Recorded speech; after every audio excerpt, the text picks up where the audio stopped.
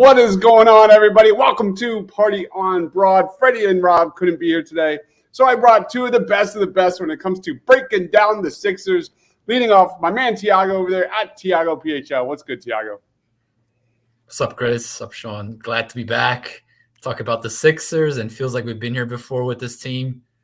Although I think this time around there are going to be some bigger shoes to drop. They already did on the coaching front, but also on the player front. So I'm excited to talk about what they're going to be moving forward. Yep, we're going to break it all down. Also joining us from Pick Swap Media and Fox 102.5, The Gambler. What's going on, Sean? Yeah, I think the most down that I've been on this franchise in quite some time. So a little bit of the voice of pessimism, I guess, trying to hype myself up. But that's what we're here for. We're here to figure it all out. So I'm excited to get into it. I love it. Let's jump right into this thing because we have a lot of topics to cover. We're just going to jump right into our take on the firing of Doc Rivers. I'll throw it to you, Sean. What's the main takeaway moving forward?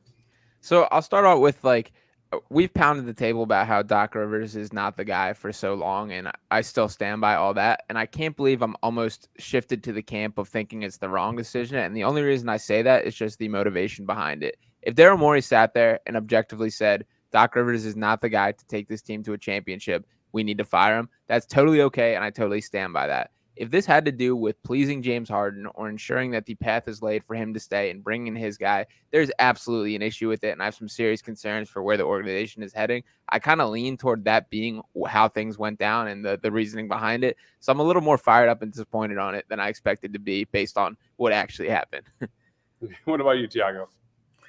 Yeah, the James Harden thing is definitely a little bit concerning, being that you don't know where he's going to be a couple months from now, let alone the fact that he was an absolute disaster in Game 6 and 7. So a guy like that, in my opinion, shouldn't have that much of a say in the direction of the team.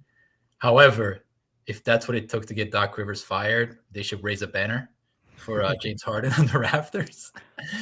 I'm saying it lightly, but I hear, and I respect Sean's point of view, obviously, and I hear a lot of people say that Doc Rivers was not to blame for the Boston debacle, and I think there's a lot of truth to that. I think the players carried a big load, Harden and Embiid in particular.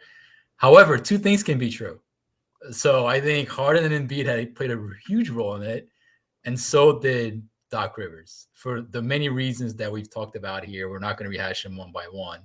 So I think that was the obvious shoe to drop. I think it should have been dropped last year after Miami, but it's now time to move on from him. And I think, who they land on is going to be a massive, massive point of inflection for this franchise for the next 3 years to even potentially less. So, yeah, biggest offseason of my Sixers fandom.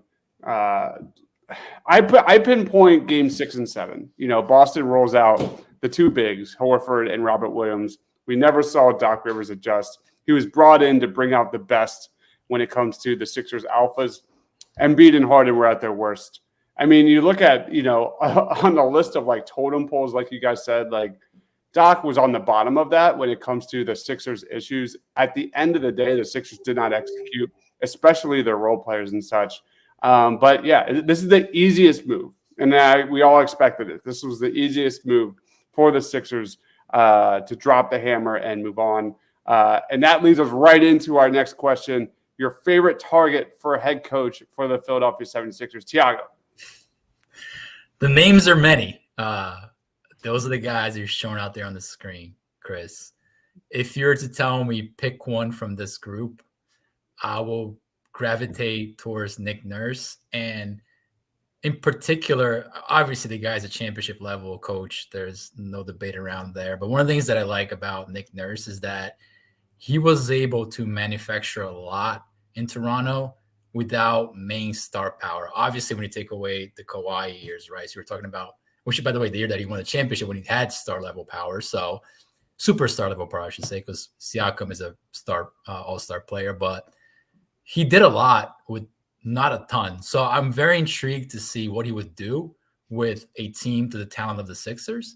And when you watch Toronto play, in particular, they're one of the teams that really stands for something. Like they play fast, they attack in transition. They've attacked in transition even the years that Kawhi Leonard was their main ball handler. So I just want a coach who can bring in a very specific style of play that gravitates a little bit from what we saw from Doc Rivers. So adding more motion, adding more movement, adding more pace. For the most part, Nick Nurse has stood for that. Now, defensively, I'm not sure how much switching Embiid and Harden would be willing to do in that system. So that's a wait and see kind of thing. But I think out of all the names, that's the one that I tend to like the most. What about you, Sean? Yeah, I'm a Sam Cassell guy. I'm a huge fan of his. I think he's going to be a terrific NBA head coach whenever he gets the opportunity. I don't think this is the exact right situation for him, and I don't think it happens for the Sixers. That would be my personal pick. And the thing that I'll say about Cassell, he's obviously never been a head coach before, so we don't know a lot of these tactical things and decision-making. He has a completely different vibe about him than Doc Rivers. He's young, he's energetic, he's fiery. He's got a lot. Like, I think he would do a lot from a personnel standpoint. He's familiar with the team. But this is such a high pressure situation for whatever coach comes in here that I think it's very hard to put a first time head coach there. I also lean toward I would like to see one of these more basketball genius or tactically sound. Like we don't need as much of a personality manager, more of an X's and O's guy. So I do lean more toward the Nick Nurse. My expectations, I do think Mike D'Antoni is going to end up being the guy. I think that ends up we're running through Houston 2.0, and that's fully the whatever. So I have mixed feelings about it. I think D'Antoni is a fine coach. He's far from the top of my list here. I would even throw Monty Williams above him. I like Monty Williams a lot too. But I do think D'Antoni gets the job. And to be fair, Joel has put the stamp of approval on D'Antoni dating back to when Doc was hired. So there is something there. But that's my expectations. D'Antoni, my personal pick will be Cassell. I love Sam Cassell. It so much depends on what Harden does. Yeah. There's still so many dominoes to still kind of fall as we sit here on May 17th. Quentin says, what was Doc's style of play? YMCA pickup game. Patrick's in the house. That's a style. That's a style. And at least in the playoffs. I like the Monty Williams idea. I mean, he was a top assistant for Brett Brown. We said many times on our post-game shows how much I missed Brett Brown's offense at times, especially compared to Doc's. D'Antoni, like you said, Tiago, he has a clear identity. I think his fit more so is ideal with Tyrese Maxey moving forward. That would be that high pace, high tempo offense. He likes to kind of thrive with a primary ball handler. I don't know if Tyrese Maxey is a primary ball handler. But, if the cards fall as they may in a situation where Embiid kind of requests a trade or Harden is not here with Embiid, let's see what Maxey's got. I don't think he is that primary point guard, but, he's grown leaps and bounds every offseason. Who knows? You look at Nick Nurse, he's that X's and O's guy. I think that fit would be really interesting. Tiago, he definitely kind of ruffled some feathers here in Philly at times. Any thoughts on Mike Budenholzer? We didn't really touch on him, as well as Frank Vogel. Budenholzer, clear, regular season winner. He's very Doc Rivers-like to me, is how I feel about Mike Budenholzer. Like, I don't think that's a voice of change in the way desired. A lot of the same critiques as far as slow to adjust in games, things like that. He did win the championship recently, but I mean, as has kind of been the theme here, players are more responsible than coaching. And I don't think he made any wizard-like decisions throughout that run that earned them that. He's still a fine coach and will land on his feet somewhere, but I don't think the Sixers are the place. Vogel, not to that extreme. I think Budenholzer is closer to the Doc Rivers mold, but Vogel still doesn't blow me away from an X's and O's standpoint or have that clear identity in the way we're talking about. The one counter argument I will throw, then I'll give it to you, Tiago, is that for the Sixers, if there's anything we learned of Joel Embiid's career, is that his role on offense has to change. I think there is something to the way he was able to kind of say, Giannis, let's play 32 minutes a game. Let's involve more of the bench. And I think there is a correlation there. I think that is an honest conversation that the team needs to have with Joel Embiid and say, this isn't working. And what you are moving forward, needs to change, at least to extend that shelf life of your career. Be more of a rim protector, be a better rebounder, less usage on offense. Any take, Tiago? To that point, one of the things that we've got on Doc a lot for, and I think it's ultimately his downfall, is that he never really looked at a way to expand the roster. So experimenting during the regular season, adding different guys to the rotation, testing out different guys. I mean, you saw Boston, right? They went to a double big lineup that erased the Sixers. The Sixers had Paul Reed. Why didn't they try the same thing at power forward, right? So I think Coach Bud and Nick Nurse, if you look at the history of the Bucks and the Raptors, they're notorious for playing out the entire roster during the regular season. So I think from the standpoint of trying to understand what do you have in Jaden Springer, if McDaniels comes back, is he like a 20-minute per guy player in the playoffs or even during the regular season? Those things like Doc Rivers completely took off the map from day one. So I think when you talk about having a roster that's more fortified for the postseason, I think those guys can be a plus. But Coach Bud does have some down points that I think keeps people from away, as does Monty Williams. I think like you can't erase the fact that the Suns like collapsed in the last two postseasons, similar to what the Sixers did under the Doc Rivers. So the players really listen to Monty Williams the way we think they do. Like, I don't know. Yep. Let's roll on to our next question of the evening, which is a big one. What should the Sixers do with James Harden? Recent news, he declined his $35+ million player option with the Sixers to become a free agent this offseason, per Chris Haynes of Bleacher Report. It was weird. Like, in my head, it was always, as Joel Embiid goes, so does the Sixers. It was the opposite in the playoffs. It was James Harden. And we all know about James Harden, kind of morphing into the worst version of himself we have seen in a Sixers uniform, inefficient, foul-seeking, turnover-prone. It was really hard to watch. So, yeah, I'm going to throw it to you, Sean, first. Like, your GM, what do you do with James Harden? I'm in Daryl Morey's shoes right here. I'm saying, James Harden, go get your money in Houston, man. Go take the max deal over there. I think it's coming down to like the 4 years or bust is James Harden's mentality. And to me, that's just too long to hitch your wagon to James Harden. He will never play a better version of basketball than what we saw this season. And frankly, it still wasn't enough. And there were absolutely the flashes. When he has it, he's terrific and he's the perfect co-star. He can take over a game, all of that. But I don't like the when he's good, he's great. And when he's bad, he's like painfully bad to the point where it hurts the team. That's just not a trade-off that I'm willing to take. So I personally would let him walk. Again, I feel like my opinion is different than what will actually happen. I expect the Sixers to keep him around. But for me, I didn't see enough to convince me. And I think it's on a downhill trend. He's not going to be any better than he was this year. So to me, I'm letting him go. All right. What about you, Tiago? So I'm coming in from the premise that no team is going to offer Harden that max money, because I don't know how you can when you watch him play in the playoffs. So I mean, I know that he's got the ties to Houston and they're in love with him, whatever. I mean, that is cap suicide.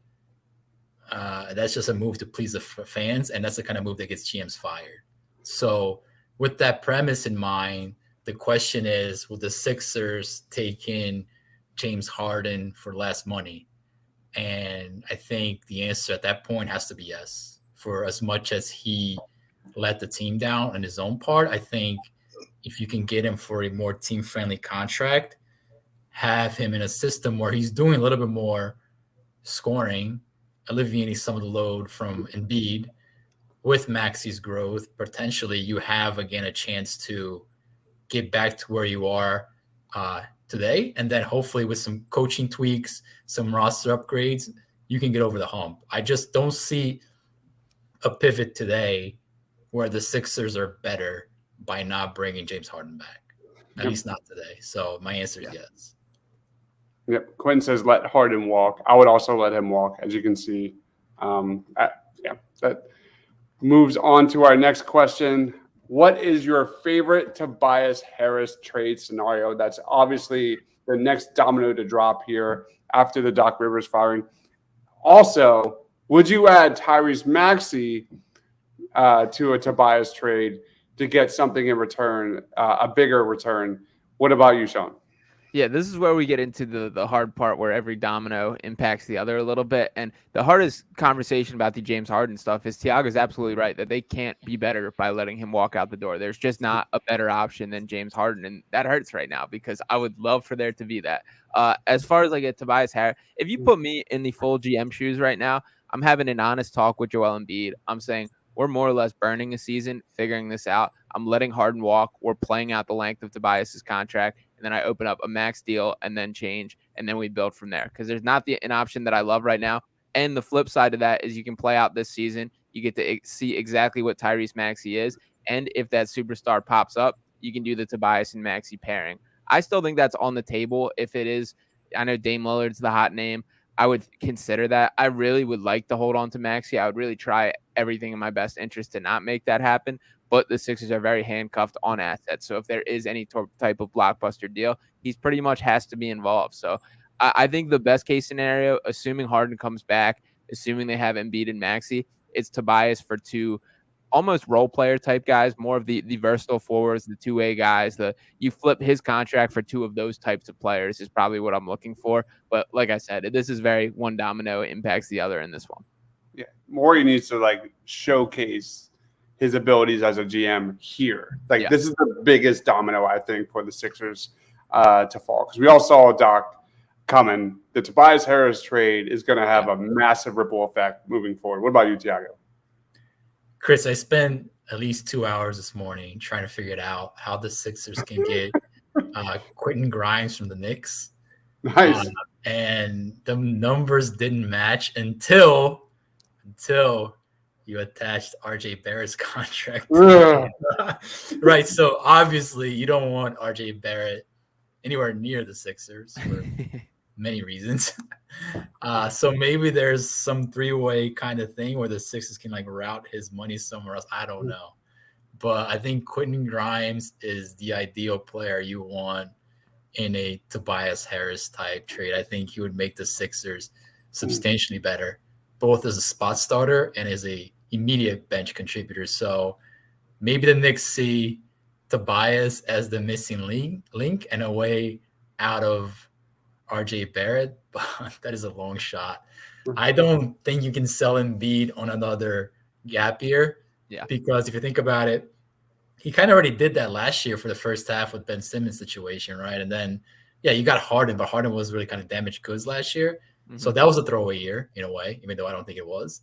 So you're talking about 2 out of 3 years. I don't think Embiid's going to have that. So I think at that point, you might as well think about what are you going to do with Embiid's own contract. Yeah, that's fair. I'll throw one name so I just don't completely cop out of this answer is Jonathan Isaac's a guy that I've been looking at, and I know he's a guy who has played very little over the course of his NBA career, but he still looked good when he returned last year. He's everything, every type of player the Sixers have not had as far as offensive menace. He's long, athletic, switchable, versatile. You throw in a little more from the Magic and you make the contracts work there. I think that's the type of situation that I can see Tobias going to is a young rebuilding team where he's kind of a culture setter, kind of a veteran presence there. And I mean, to soak up one more year, it's way more tradable now. Isaac's been a guy that they're rumored to be looking to move on from just based on all the depth that they have there. So that's the one name that I will throw out, and I would love it if it does come together. Yeah, I would do that. All right. I don't know if you get better than that, even though the health issues. Mm-hmm. All right. The biggest fish out there is something that's been discussed a lot, especially recently. Damian Lillard to the Philadelphia 76ers. Is it a possibility, Sean? I don't think so. I mean, it's all in what Dame wants. And if has his anchored to Portland in the way that everything seems to be, like there's no changing that. I mean, I think he should have left the Trailblazers a while ago, like several years ago, if I was Dame Lillard in those shoes. So I think he should have at least tried to be on a contender. I know he's doing his little tweets and flirting with Philly online, talking about how he likes Embiid, likes the supporting cast, that kind of thing, which I just don't need to read. I mean, either you're in or you're out, man. Figure it out. That's also a deal that definitely would need to involve Maxey. So that's a hard conversation too. I think for Dame Lillard and for like a last chance, you kind of have to do it, but that's not something I feel great about pulling the trigger on. I am interested in Dame, but I'm not dead set on him as the guy in a way that like I once was in the pre-James Harden point of view. Quinn says, do not want Dame And Anthony says Dame got his money. That's all he cares about. What about you, Tiago? A Dame Maxey backcourt. Wow. You better have your defense on cue, man. You're trying to survive that backcourt. Yeah, if the guy wants out of Portland, which Sean said hasn't voiced that yet, right? I don't know how that's even a viable trade moving forward. I mean, he's got to want out. He's got to stand between playing out his career for a 35-win Portland team or potentially running for a championship. Sounds like, from what I've heard, just through interviews with him, it's bigger than just winning championships. He actually likes the culture in Portland. He's got family, he's got friends. So it doesn't seem like it's going to be driven by W's, but those things tend to change when you're playing for a 12-win team or a 15-win team. And the Portland Trailblazers are probably a 20-25-win team. So, yeah, we'll see. Maybe during midseason, finally says enough. And that's why you potentially, have the pieces to make a trade for a guy like that. So we'll see. And this leads right into our next question. And I kind of put this Portland piece with it because I think that's probably one of the best packages that could go down for Joel Embiid, number 3 in the draft this year, a Shaedon Sharpe, and multiple future first-round picks. I'll start off with you, Tiago, on a scale of 1 to 10, 0 being never happening and 10 being it's a lock. How would you grade the likelihood of a Joel Embiid trade? Chris, I am on the camp of seeing Joel Embiid as part of the answer and not the problem. I think the discourse around Joel Embiid has gotten a little bit skewed over the last couple of days. Granted, he was horrendous in the postseason, but this is still a MVP level player. So I give that a strong 0.000 that the Sixers are trading Joel Embiid this year. Now, if they go through another year where it doesn't look like they have a path forward and if they bring back Harden, that goes bad, or they can't pivot to something else, at that point, I do think that numbers goes to maybe a 5.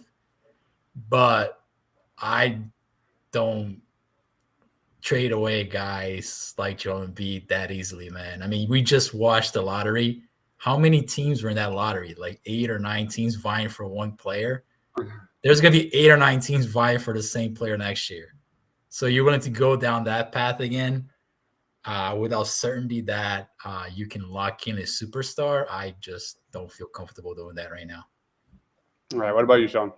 Yeah, I'll go 1 on it. I'm very much in the camp that you don't trade Joel Embiid unless you absolutely have to. You don't win trades in the NBA unless you walk away with the best player, and there's just very little room to go up from Joel Embiid. I mean, we are talking about the reigning MVP, and this is a guy who embodies so much of his roots in this city, him being this era. This is fully moving on from everything. If you make this decision, this is going fully into rebuild. There's no way to trade him and remain like a win now team. There just isn't. So that's my position. The only reason I go 1 is it honestly increased a little after the Daryl Morey press conference today. When I heard the comments, Daryl confirming that Embiid was not happy that Doc's fired. The only way I see this happening is if they give Harden the money, they bring in D'Antoni, and all of a sudden Embiid's like, well, why is James Harden pulling all the strings in this organization that I've been a part of for so long? And things start to turn in his head. But the bottom line is the only way I see a trade happening is if Joel seeks out, not the Sixers going out to trade him.